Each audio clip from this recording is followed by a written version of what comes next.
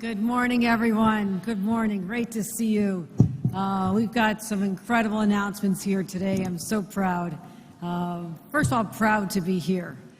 This is an extraordinary institution. I want to thank the Executive Director, Education Trust New York, Gillibrand, who you're going to hear from, but Sharon Greenberger, what you do with the Ys, YWCAs, is extraordinary. And I used to participate in YWCA training for candidates a long time ago. I became very involved in the community. But what you do for children across this city and the state is extraordinary. I want to thank you for hosting us here today.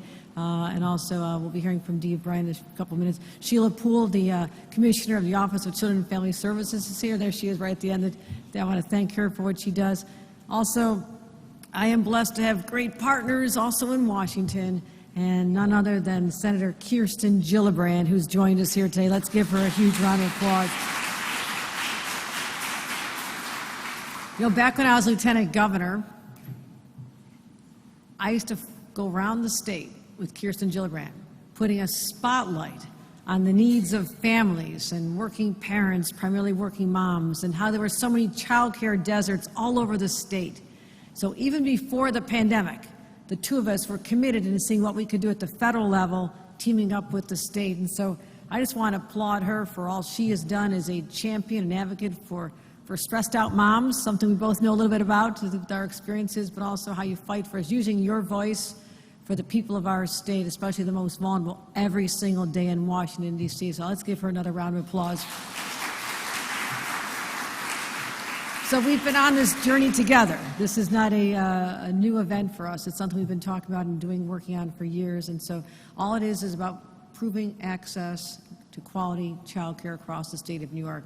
So I'm going to talk in a couple minutes about some of the steps that we've taken to accomplish this, but I want to thank her specifically, and our Majority Leader Chuck Schumer and President Biden and all our leaders in Washington teaming up to allow states like New York to secure billions and billions of dollars in federal assistance so we can meet the needs of our families with respect to child care. So before we get into that, I see the senator. I'm reminded it was a number of years ago when I was a staffer for a senator, probably in the same office you're in, Senator Moynihan's office.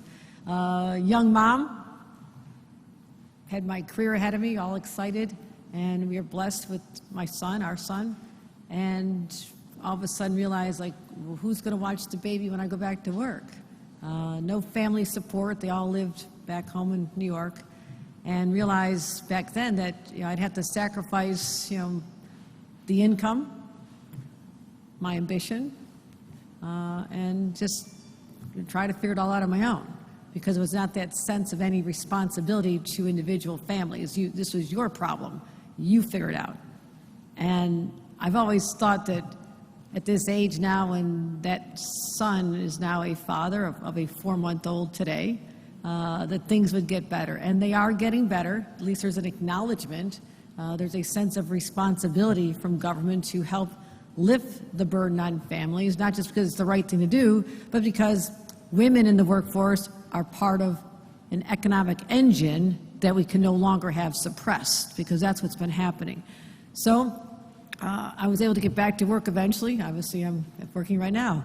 But too many parents and moms aren't as lucky as I was, to get back on the path. And the presumption always was, as I said, this is your problem, you deal with it. But how can we overlook the fact that this has a profound impact on our economy when we have to deal with people out of the workforce who want to be in the workforce? So here's the challenge. I mean, it's a well-known phenomenon that we have a child care crisis. There's just not enough child care slots in the first place. And secondly, if they do exist, they're just too expensive. They're out of reach for everyday New Yorkers. So the dual crisis of availability and affordability is something we talked about. But this is all before the pandemic. It was bad before the pandemic. And all of a sudden, the sky fell in. And I wrote an op-ed literally 2 weeks after the pandemic and spoke about who's being hardest hit during the pandemic. Well, it was the moms, the working women, who many of them had jobs where they couldn't zoom into life. They still had to go out and help take care of sick people in hospitals or work at the stores and help get the groceries out to people. I mean, they had so much stress. But who's watching their kids? Because guess what? The schools are shut down. The child care centers are shut down. So what a toxic brew here, and put all that weight primarily on moms, and many of them were single moms. So we had a real crisis. And as I mentioned, we had this beforehand. At the time, you compare us to other nations. You know, the average other rich countries would spend about $14,000 a year on helping families. Here in the U.S., it's about $500, no comparison. And many New Yorkers were already spending 40% of their income on child care.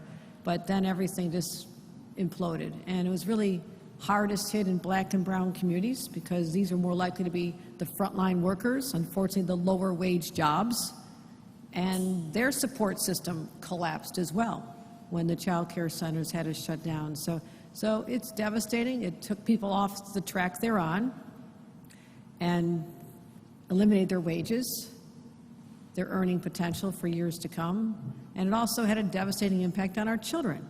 You know, we're still reeling with the effects of what it was for children to be taken out of their normal environment, security of being in an environment where teachers understand them, there's other classes, the comfort that they had that was denied them all that time of trying to learn at home. I mean, we're still dealing with the fallout.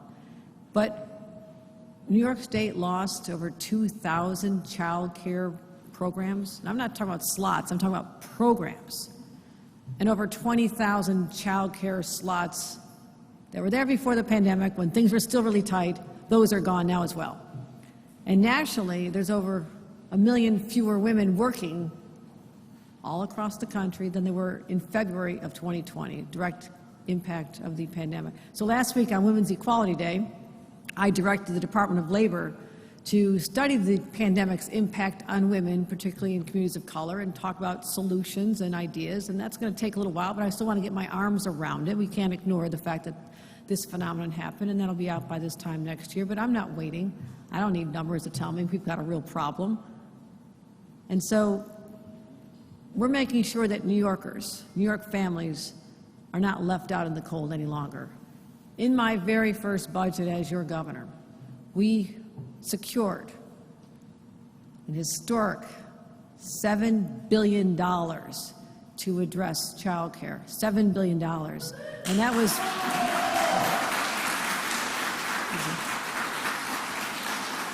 almost 16 million went to expand child care. Where?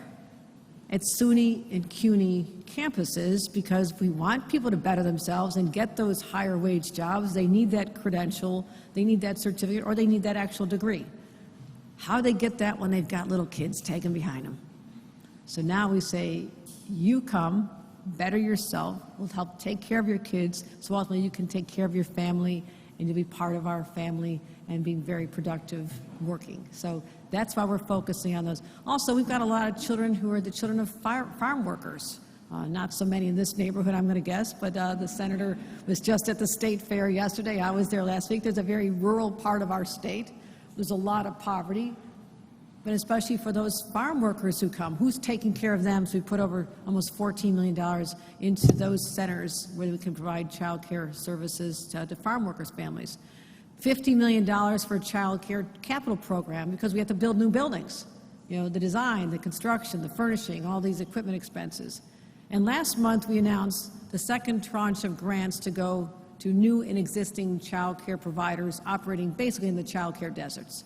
So areas of our state that have been identified that do not meet the needs of the communities. So thus far we've allocated over $100 million of the funding to create nearly 12,000 new child care slots in child care deserts. So that's what we've already done. But now we're investing $2 billion into subsidies. What does the subsidy do? Well, it says to the family, you're not on your own. This does not all have to come out of your pocket because it just doesn't add up. You're earning minimum wage and you're spending up to $27,000 a year for a preschooler and an infant. Okay, do the math. That does not work at all. So now we have subsidies which will benefit, it'll be to the tune of over $9,000 per child, $9,000 per child. We also broaden the eligibility. It used to be that families earning up to $55,000 for a family of 4 were eligible for subsidies. We're doing our budget, and I'm thinking, you know, I'm trying to make the statewide budget add up. How does a family sitting at their dinner table make this add up? So we I said, let's go higher, let's go big. Now the number is $83,000 a year per family. Up to that, you can secure. We went up to 300% of the poverty level instead of some of the earlier proposals that I just did not think were bold enough.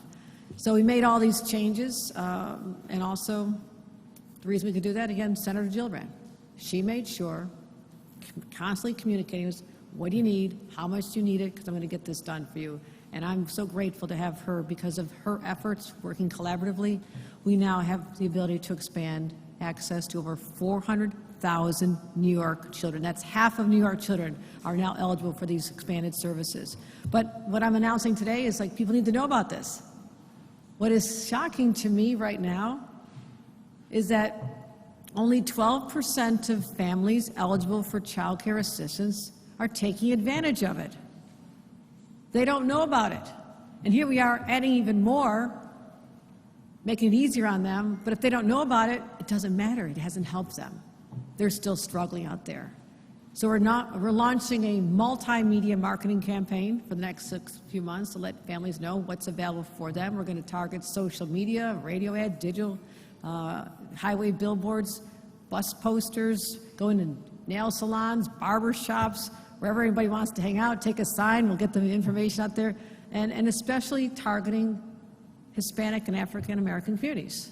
Let's just get the information into the communities so they understand very simply how to make sure that they can secure this assistance. So we're doing that starting very shortly, but also today I'm announcing that we're accepting our second round of child care provider stabilization grants. That's open to school-aged child care providers, and over 900, this is a big number, 900 new child care providers that have been licensed just since January. I said, speed it up, get them out the door, 900 new providers. So that'll be paid for with $343 million in federal money. Thank you again, Senator Gillibrand.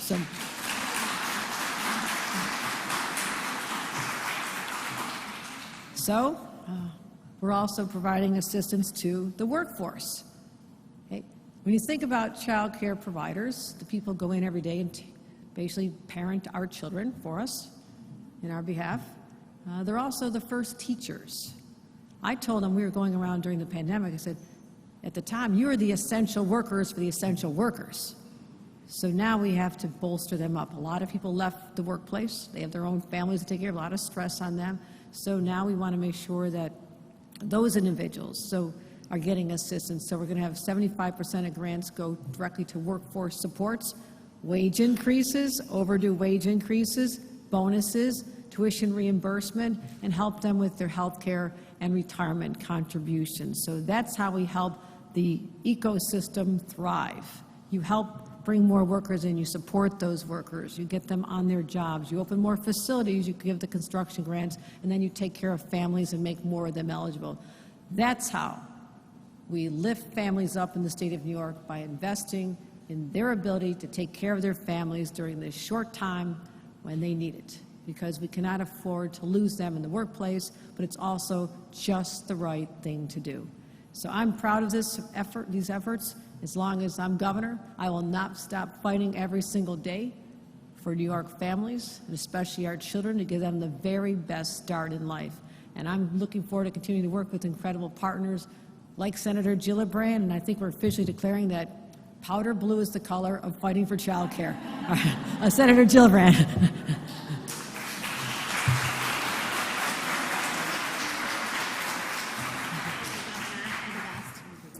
Well, it does help to have a governor who's a mom, because these issues are near and dear to her heart. She's struggled through it herself as a young mother. She knows the stress and strain. She knows the tough decisions that have to be made. And that's why it's something that we both feel so strongly about. My boys are growing. One is now 14, the other one's now 18. I was on the phone in the car, walking in here, trying to get the 18-year-old to order sheets for his college dorm. So it doesn't end, and it's a joy. So thank you to our governor, who's just brilliant and so thoughtful and cares deeply about the constituents that she represents so well. And I want to thank her for her leadership and her vision and her tenacity to never, ever, ever give up. And that's why this good policy is coming to fruition. I want to thank Dia Bryant, our Executive Director of Education Trust New York. Thank you for your leadership and your vision and your hard work. It's wonderful for Kathy and I to have partners like you who are on the ground actually implementing the programs that we're trying to pass into law, so thank you for that. I want to thank all the other advocates who are in the room. I appreciate all the work you do every day to help our families thrive. I want to thank the YMCA for the amazing programs and childcare that you offer here, which is wonderful, and you are one of the groups that will be eligible to apply for this money, so it's very important that we're doing here. The bottom line is our children are our nation's future, and when we invest in them, we invest in our country, in our values, and in the strength of our future together. While we certainly can't control how our children choose to lead their lives, we can certainly nourish them, we can educate them, we can guide them towards a path to success, to launch them into the world. I'm still one of the few moms in the Senate with school-age children, but I'm constantly reminded how vastly important it is to make sure our nation's children are cared for and given the advantages that they need to live a successful and healthy life. As the governor said, about 22% of Americans are under the age of 18, and about 1/4 of those kids are under the age of 5. So we have a huge child care need in this country, and many of them do not have the support that they need to be able to succeed. And with COVID, also as the governor said, things became exponentially harder and much more strain on our state. Before the pandemic, there was one slot for every four kids that were looking for child care slots. Post-pandemic, it was one slot for every 8 kids. So you can see how significant the need is around our state. The reason why I worked so hard on these funds in the American Rescue Plan and the CARES Act is because I knew our governor would spend the money to actually improve care and to expand care, and that's exactly what today's announcement's about. These funds make 2 crucial initiatives possible. One, a second round of child care stabilization grants for providers. This is direct money to the providers so they can stay in business, so they can offer more slots, offer more jobs to more teachers, to early childhood educators. It allows them to expand facilities. It allows them to do whatever they need to get their child care center up and running. And the second is, as the governor said, a PSA campaign to just tell families that this is available to them. Most people are busy. They don't have time to watch the news. They certainly don't have time to research grants online through the governor's website. I mean, that's time-consuming and challenging, and they don't even know that they can look. So this is going to make a difference. It's going to go right into the families, into the feeds, and into the internet of anybody who might be eligible. So it'll work. The New York State, with this funding, will be able to provide $343 million of stabilization grants, which is a great deal of money. And they can be used to address a broad array of workforce needs, from recruitment and retention, wage support, improved health and retirement benefits, and mental health support for our staff. And you know, post-COVID, how extreme the mental health needs are in our communities, all across the state. It's one of the biggest burdens that families and communities are facing because there's increased anxiety. For a lot of kids, increased fear. Imagine what it's like for a toddler to have to wear a mask for 2.5 years. Imagine now taking that mask off. Are they afraid? Do they think they're going to get sick? There's a lot of mental health challenges, and also for the workforce, and so that money will help as well. And last, the PSA campaign will be able to go everywhere that it's needed to go to get the message out. Also, as the governor said, throughout my time in the Senate, access to child care, access to early childhood education, and access to paid leave have been 3 of my biggest priorities. And she said it perfectly because it's about the economy. If half your workforce cannot be working at their fullest potential, then you don't have the growing economy that you could have. And this is the kind of investment that government should make. In the same way we build roads and bridges, we have water systems, we have electric systems, we provide internet so that people can go to work, they can go to school, they can be part and functioning of the economy.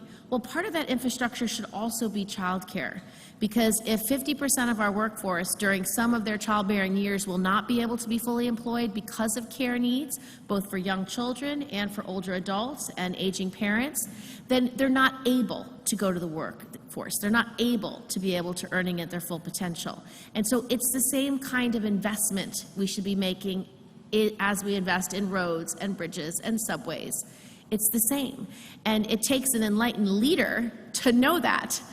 Because before this, just as the governor said, it was your problem as a parent to figure it out.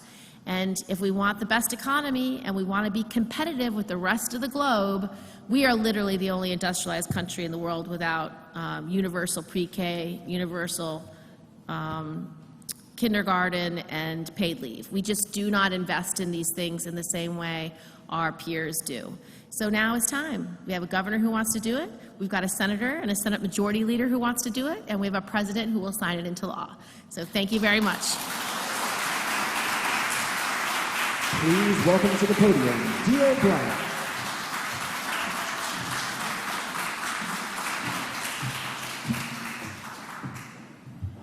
Good morning. Thank you to Governor Hochul, Senator Gillibrand, to Sherry for your leadership at the YMCA, and to Commissioner Poole for your leadership with the Office of Children and Family Services. I appreciate the opportunity to be before you today and celebrate such an important occasion. I am Dia Bryant. I lead the Education Trust New York. We are a statewide education, policy, and advocacy organization that focuses on equity and closing opportunity gaps that leave far too many children behind. The Education Trust coordinates Raising New York. It is a coalition of parents, early childhood, business, and health organizations that are dedicated to advocating for policies that improve equitable outcomes for infants and toddlers, their families, and the professionals who care for them every day. On behalf of the Education Trust and our coalition partners, I am proud to stand here today and celebrate the recent investments that make high-quality childcare more accessible and more affordable for families of our youngest New Yorkers. The past 2 years have taught us all about the vital role that childcare providers play in our state's economy. And that is especially true as more parents return to work and New York continues its economic recovery. We know that women, and especially women of color in particular, are disproportionately impacted by the lack of childcare and have not returned to pre-pandemic levels in the workforce. Without question, current research has made it clear that increasing the availability of high-quality childcare will return women to work. The historic levels of federal funding in the Coronavirus Aid, Relief, and Economic Securities Act and the American Rescue Plan Act, combined with the state's Child Care Stabilization Grant work, enabled New Yorkers to award millions of dollars to child care providers in an effort to keep programs open during the early years of the pandemic. Over the past 2 years, the New York State Office of Children and Family Services distributed more than $1 billion from these funding streams combined. I think that's something to celebrate.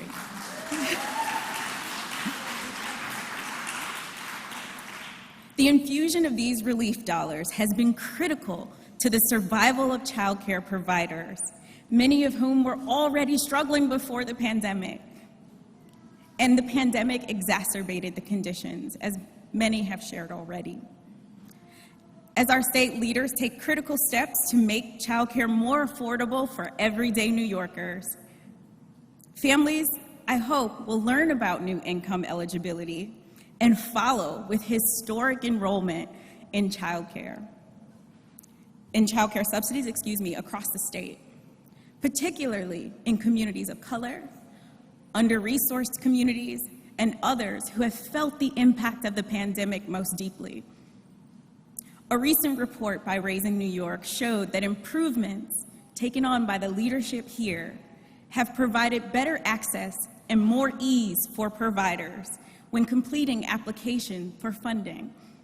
Their efforts have helped lead to increased funding distribution, particularly for home-based care providers who are largely owned and operated by women of color and are more likely to face complications with finances.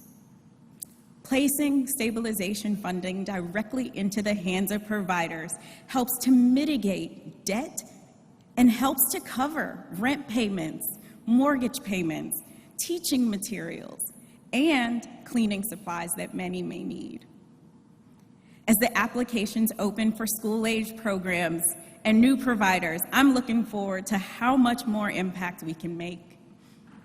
We and our coalition members look forward to continuing to work alongside Governor Hochul, Senator Gillibrand, and their teams, and many other committed stakeholders to ensure that we have a clear picture on how these significant investments are impacting our youngest New Yorkers. We hope to continue to disrupt systemic racism and poverty through investments like this. Child care providers play a vital role in our state's economy, and that is especially true as many more parents continue to think about getting back to work. New relief dollars will be essential to returning New York's providers to helping New York's providers keep their doors open and continue to serve New York's youngest. Today, I am thrilled that New York is taking yet another step in the right direction. We look forward to seeing how our state and federal funding will continue to support the early childhood sector. And for me, there's a future where every child has high-quality care, where we eliminate deserts, we have a well-compensated workforce, and parents can work in the jobs that they desire. Thank you. Thank you for attending today's event.